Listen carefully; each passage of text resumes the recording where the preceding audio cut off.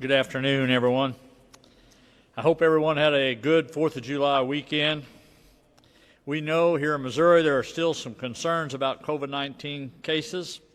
Although we are seeing increases in certain areas, I want to again remind everyone that Missouri is not overwhelmed. Our health care system remains stable, and we continue to test across the state to identify and isolate positive cases as quickly as possible. As most of you know, 2 Kansas City police officers were shot in separate incidents on Thursday. One of the officers was critically wounded and is still in the hospital.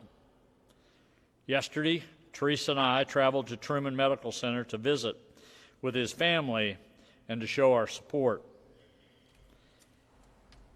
As I went there yesterday, I met some of the spouses of other officers, some of the first people I met that were there as volunteers trying to help with the situation with the family and everything. And you could truly see the concern, fear, the concern for their husbands that are out there wearing those uniforms every day, those law enforcement officers. As I went through the hospital, I met some other officers there, made sure I did my part to tell them I appreciate what they do every day, and I was going to stand up for them by whatever means that takes as governor of the state of Missouri to make sure they know they have my support. As I went through the hospital, me and Teresa did, we finally went to visit with the family. Grandparents were there, sister was there, mom and dad was there. People need to understand the sacrifices that law enforcement officers make every day.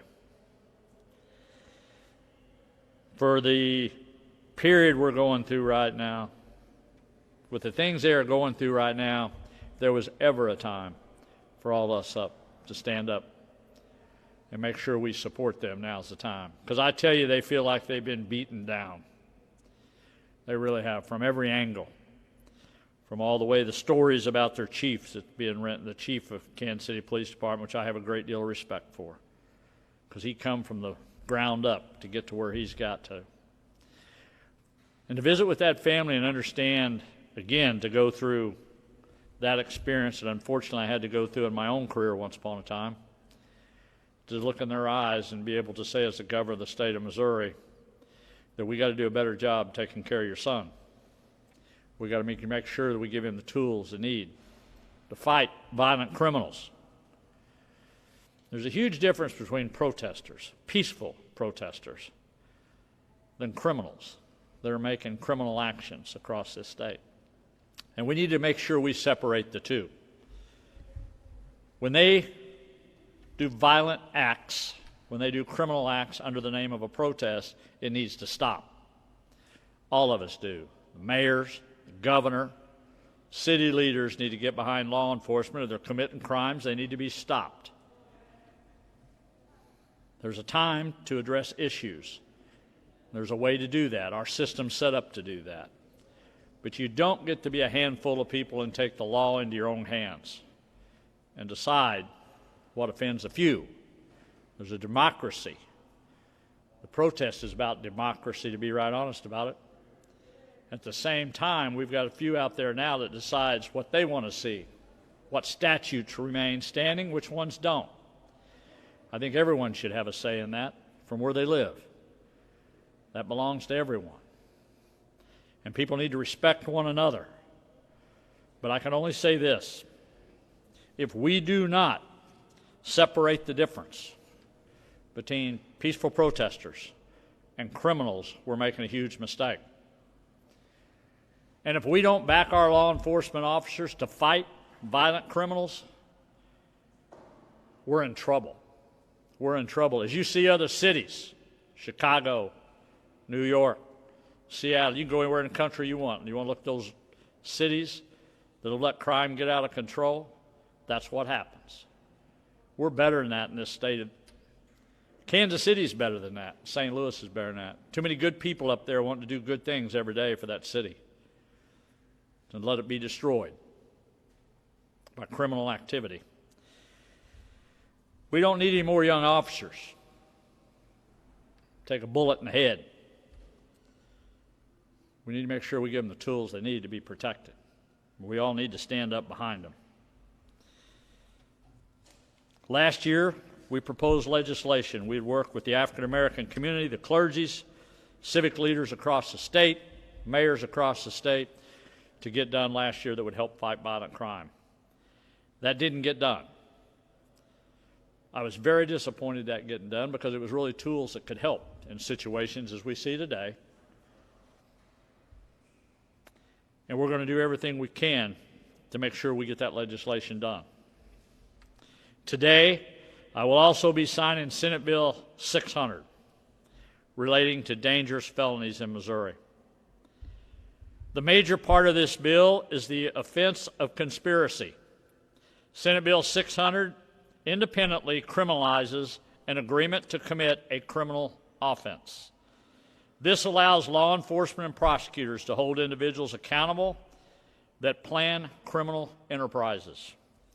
This bill also includes other key provisions to help address violent crime, including no probation for certain violent offenses, vehicle hijacking, criminalizing the use of force to steal a vehicle, increasing the range of punishment for unlawful possession of a firearm, and reduce barriers to bring criminal gang members to justice. This legislation is a large step towards safety and justice for our communities. However, there is a lot more to be done. These tools are just the beginning of the work that needs to be done to fight violent criminals. We will continue working together to identify solutions, address crime, especially violent crime, and to keep Missourians safe. I also, yesterday when I left the hospital, one of the things, I know there was an article written over the weekend about when I asked for prayer for the family. One of the papers wrote an article about that. It wasn't enough. It shows you the difference between somebody that believes in the power of prayer and somebody that doesn't. But for everybody in Missouri, I want them to know that one of the things that family asked for was us pray together. And I was more than happy to do that as the governor of the state of Missouri, to be with that family for that special time that they asked for that for the healing of their son. I have always been a strong supporter of education, and these were extremely difficult decisions I never thought I would have to make a few months ago. As a father of a teacher, I know that being an educator today is not an easy job. During my legislative career, I have consistently voted for fully funding the education formula. Prior to COVID-19, we funded education at its highest level in Missouri's history. And also, one of our priorities of this year was to start looking at ways to increase teacher pay. As difficult as these decisions are, we're experiencing an unprecedented economic downturn, which means we have to make unprecedented adjustments to our budget.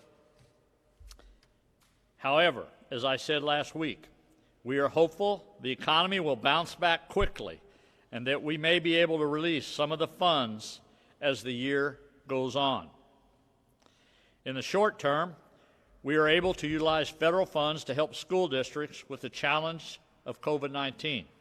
Today, Commissioner Van Dieven is here to share more about how DESE is using the CARES Act funding to help Missouri schools and students.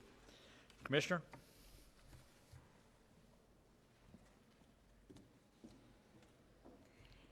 Thank you, Governor Parson, and thank you for your commitment to expanding educational opportunities for all students throughout our state. We know education has always been a strong priority for you. Today I am here to discuss how funds being allocated to our Department of Elementary and Secondary Education from the state's Coronavirus Relief Fund, or the CARES Fund, are allowing us to address two key challenges the COVID-19 pandemic has presented for our Missouri students. On Thursday, Director Dixon made his announcement regarding the state's investment in broadband internet access, noting that broadband internet is the backbone of a resilient economy. Broadband internet, too, has become an essential service needed in educating each of our children, who in turn become our skilled and educated workforce. We have previously shared how the digital divide among Missouri students was magnified during extended school closures this spring, with approximately 20% of our students unable to access online coursework. Students need affordable access to digital resources so that they can receive the high-quality education that they deserve. The first step in achieving access is to ensure that broadband is available to our students, whether school buildings are open or closed. As Director Dixon shared last week, the Department of Economic Development's Office of Broadband Development has allocated $10 million of the state's Coronavirus Relief Fund to our agency, so school districts and charter schools can be reimbursed for costs associated with increasing student connectivity and expanding campus Wi-Fi networks for the coming school year. We estimate these funds will allow 250,000 new connections to the internet for our students. The next step in getting students the access they need is putting devices in their hands. DESE will use nearly $20 million allocated through the Governor's Emergency Education Relief Fund and the Elementary and Secondary Schools Education Relief Fund state reserves to support the schools in providing additional student devices. School closures this spring meant that learning was interrupted last school year in an unprecedented way. As I will continue to reiterate, our teachers and parents went to extraordinary lengths to continue providing educational opportunities for students. Many students and teachers may have thrived in this new environment, but we are also aware that many did not. Families and educators are eager for schools to reopen. We are grateful for the state for allocating an additional $10 million of the CARES funds to our agency to create a formative assessment tool to be ready to use when students return to school this fall to gauge the level of learning loss or growth that students experienced this spring, and then to develop strategies to accelerate learning to get our students who may have fallen behind back on track quickly. These short, turnkey assessments will not be used for accountability, but rather as a valuable tool our educators can use to inform their instruction and assemble the supports a student may need, with results returned to our schools within a week. I'm also excited to share that the state is also allocating $7.5 million of the CARES funds to reimburse schools for transportation expenses incurred when delivering meals to students during the school closures. This was such an important way for us to continue caring for our students, and we know many Missouri families counted on this help, with schools serving over 19 million meals through the pandemic. And for reimbursement for our much-needed child care workers who were assisted during the time of school closure. An additional $7.5 million of the state's Corona Relief Fund, or the CARES Act, has been allocated to help schools cover the costs of personal protective equipment and cleaning and medical supplies for schools and buses as part of a cost-share program with local counties. So in summary, the funding outlined will direct approximately $55 million towards K-12 education. We are very grateful for the support, as I can think of no better investment than an investment in our future generation. Thank you.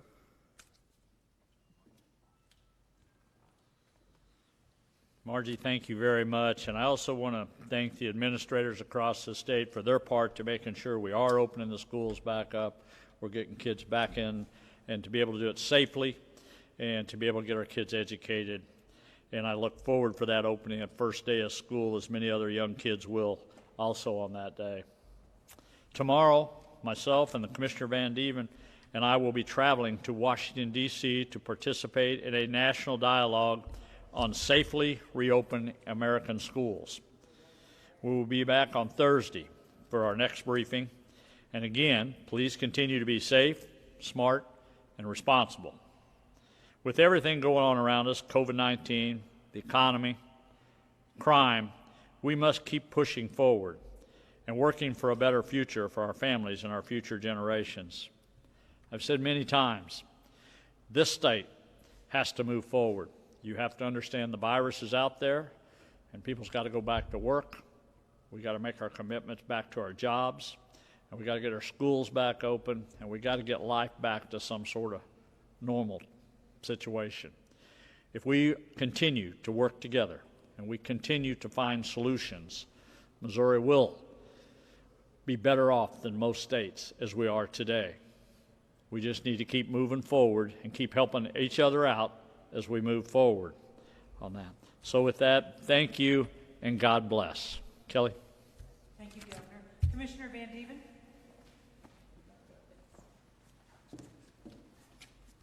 Jack. Hi. What's the rationale for not implementing a mask requirement for all students returning to school this fall? It's local control. So we'll be sending out some guidance on that, and the local officials will be making those decisions in consultation with their local health officials.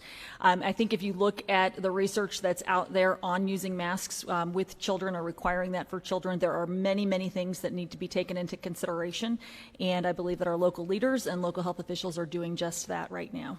What's the difference between a fourth grader in a rural area versus a fourth grader in a city?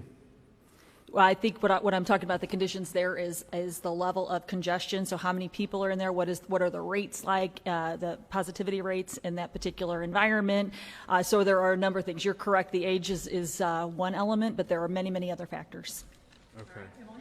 Commissioner Van Dieven, you said that roughly $7.5 million is going to go to PPE. Yes. Question about how that's going to be distributed, because it's up to the local school districts to decide if they want their kids to wear masks or what needs to be done. So are schools having to apply to be able to get that $7.5 million? Are you evenly distributing it? How does that work? Schools will be applying for that, and it can be used for PPE, it can be used for cleaning supplies, it can be used for a number of things. Thank you. Hi, Commissioner. Hi. And kind of going off of that, with the, you said $10 million of CARES Act funding, creating 25 or 250 more or 1,000 connections. Right. Where are we going to see that? Where is the priority of getting those connections? Or is that more rural or urban? Or I would say that if you look at the map, you'll see, if you go out to the broadband site where they're doing this study, you'll see that it is dispersed throughout the state. I think you've nailed two of the primary areas of concern right now in our deep urban areas and our deep rural areas. Those will probably be our first layers of priority, but it is pretty expansive across the entire state. And I had one more question, sorry. And just moving forward, of course, are you considering, or is your department working on plans in the case that we do have to see, or we see another big spike and we have to shut things down? Are you making plans for next school year about a potential statewide school closure? I think everything that we're doing right now is based on multiple scenarios. So always trying to, again, plan for the worst and always hoping for the best. So right now we're not anticipating any kind of a statewide closure, but we do recognize that there will be pockets of resurgence that we may see, and planning for every possibility. Thank you. All right, thank you. Thank you. Dr. Williams? I want to invite all of you and your colleagues and loved ones. We will be doing testing tomorrow in Cole County, Tuesday, Wednesday, and Thursday, and also Butler County. We've done 40 counties so far, and we'll be here tomorrow. So if you'd like to be tested, or any of your colleagues, you just have to be a Missouri resident and register. 1-877-435-8411, and you can register, and we have openings still available. So any of you who'd like to do that, please avail yourself of that opportunity. Again, we continue to test robustly. We've just finished our testing last week down in southwest Missouri. I did 2,000 tests, and those cumulative results should be available, I would think, by Wednesday. If you'd be interested in those, you can just request those. We've been running in our 40 counties about a 1% rate. Preliminarily, it looks like it's going to be a little bit higher in McDonald and Jasper and Newton and Berry County, but we'll have that broken down by county if you'd be interested in that. I think that'll be available on Wednesday. Have any communities in southwest Missouri reported difficulty in contact tracing with all of the recent cases? And also, is there any update on the CDC and what they're doing? Yeah, thank you for the question. We talk to the CDC daily. They'll be here till July 9th. As you remember, they had several missions. One was to look at the role of food processing plants. One was to look at risk factors in the community. One was to look at the pediatric population. And the final one is to see what they can do to mitigate the community. I mentioned that we're probably going to have a little bit higher in the community than the 1% we've seen. And we're very interested. They've expanded. They've reached out to other food processors who've asked them to come in. I know they're getting ready to do a tour. They're tentatively scheduled here to be here through the 9th of July. And so we very much appreciate their expertise, and I know they've been very, very busy. And so, again, we look at Triumph, which, as I said last week, was incredibly appreciative to us for where they've ended up. And we hope to have a similar experience in southwest Missouri with Tyson and some of the other plants. They've been cooperative, and we feel like that boxed-in strategy has served us well there. Thank you for the question. Hello. Down near Springfield, there is a camp, Canuck Camp, and today they are now reporting 82 cases. I just looked at the updated. It's a kid camp for the summer. What are you guys doing? Are you guys getting involved now? 82 cases is quite a lot. Yeah. And are you going to recommend that they kind of stop doing camps for the summer if this is the case? No, and so let me just give you a little background to that. We've been very involved with our summer camps in Kennecott in particular back in May, if not even earlier in April, I think. We think that, as Margie said, school is incredibly important for young people. And we also think camps are important. I was a Boy Scout and Eagle Scout, went to summer camp, and remember incredibly fondly the friendships there, the character development. My love for the outdoors came from being a Boy Scout and camping. And so when we talked to them about the prospect of opening up for the summer, and you got to remember this was about in May, I think, mid-May, we certainly were aware that this could happen. So we asked them and other camps to have a very extensive plan for how they were going to keep that from happening. And if it happened, what would be their plan to do that? And that was for all camps. One thing we added was that if a camp, a summer camp, had one positive case, they had to report it automatically to the state, just like long-term care facilities and prisons and jails. We thought that was important enough. So they've had 82 campers at K2, one of their 6 camps. They bring in, I think, about 13,000 kids each summer. They've had 5,000 come through to date. For those 82, they've closed that camp, and they're testing on their own accord all the staffers, everybody. And they're doing that to mitigate. And then they're planning to open up an abbreviated session once they've isolated those staffers and gotten their tests back that are negative. And so normally I think they're on 2-week blocks, and they're going to 1-week block, is my understanding. So incredibly appreciative to Pam in Stone County, and I know Lisa and Taney has been peripherally involved. But to answer your question, we've been highly engaged with them, and just like we will be with other camps this summer should that happen. Did they submit a plan to you, or did you just ask for one? They worked with, so basically they worked with the local health department, and they submitted a plan to them, to Lisa and Pam in Taney and Stone County. And that was kind of what our recommendation to them was that what we told them was you have to have a way to prevent this, that you've got to put into place measures for social distance the best you can in a camp. And then one of the things we really emphasized was that if you have a positive case, what are you going to do? Because these kids come from all over the country, and you just So you have to have a plan, who you're going to test, how you're going to test them, how you're going to isolate that. So they work with Lisa and Pam and Stone and Taney County on that. So did they abide by this plan? I think so. I mean, I would talk to Pam and Lisa about that, and particularly Pam. I think she, again, that was handled through the local health department, but we brought in our expertise because it was a change in the state regulations that if they had a positive case, they had to report it to us. So I would highly encourage you to follow up with Pam on that.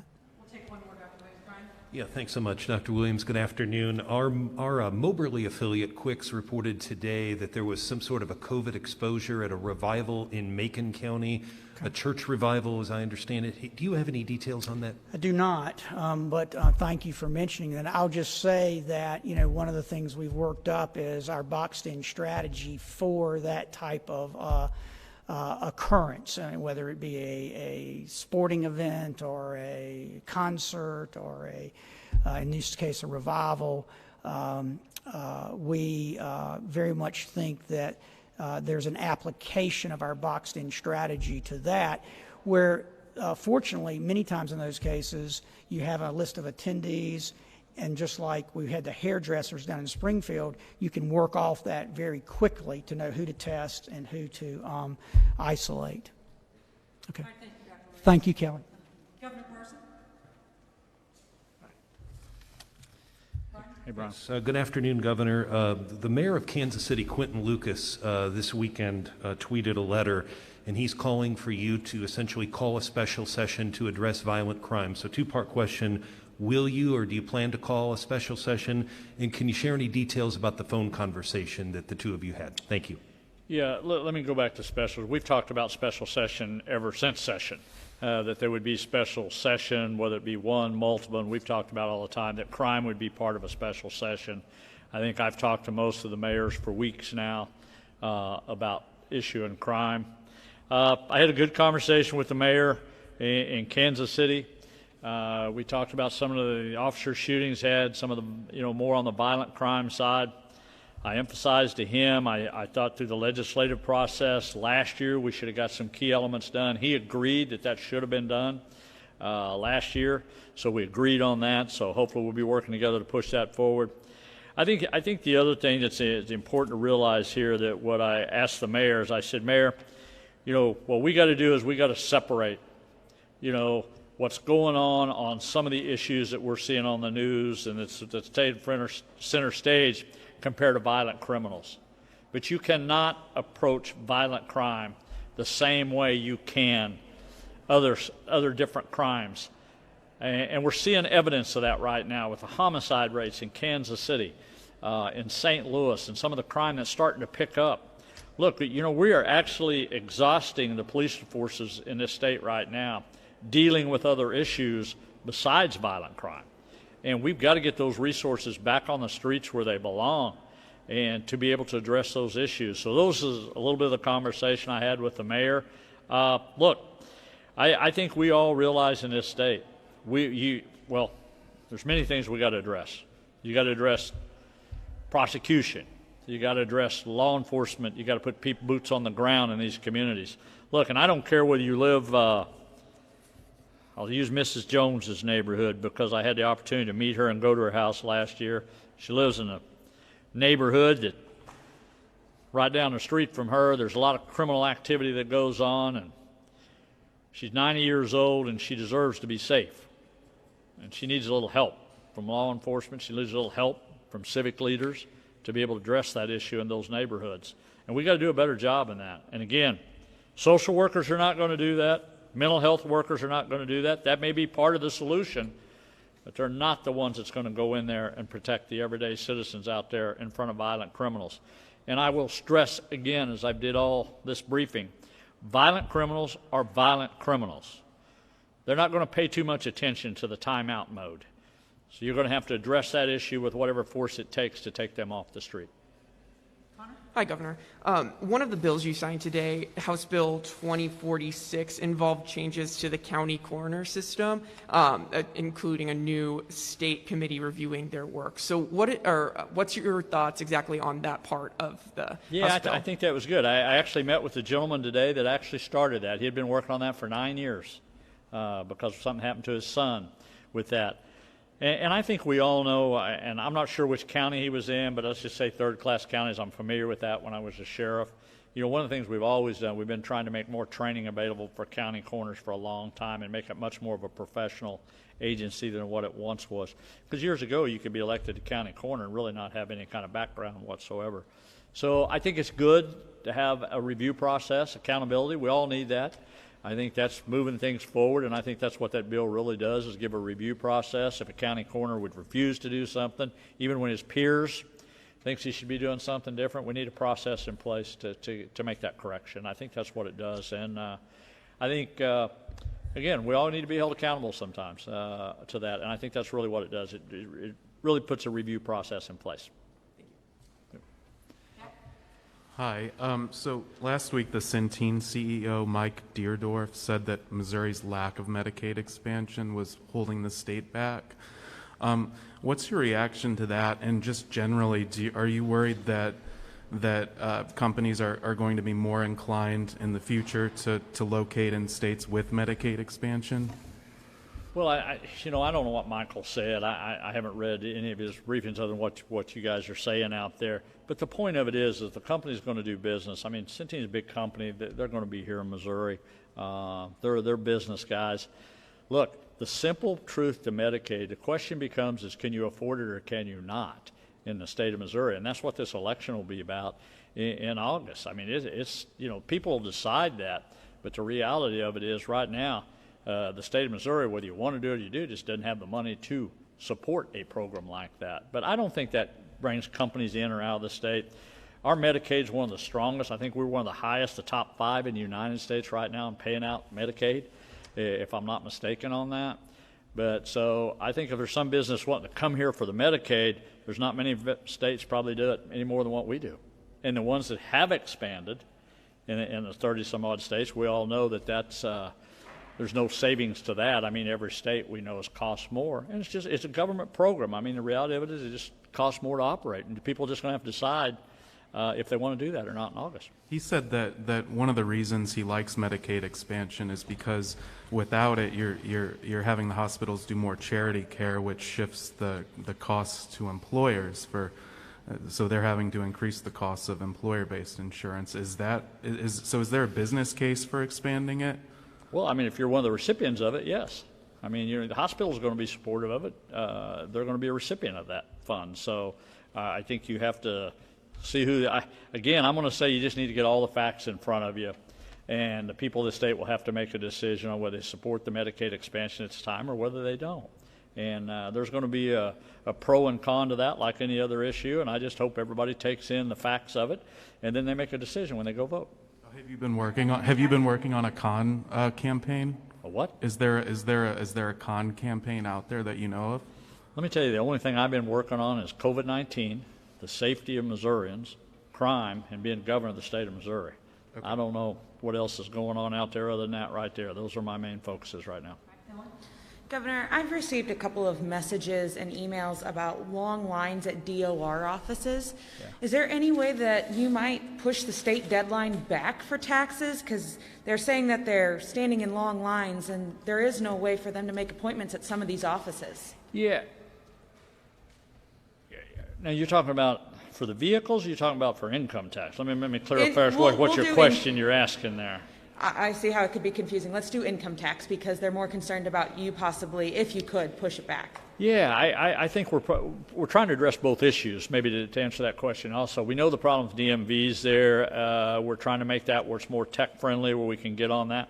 You know, we somewhat, again, by postponing all of that, that was a lot. And for people to come back, and then you kind of got the restrictions where you got to do the 6-foot distance and everything.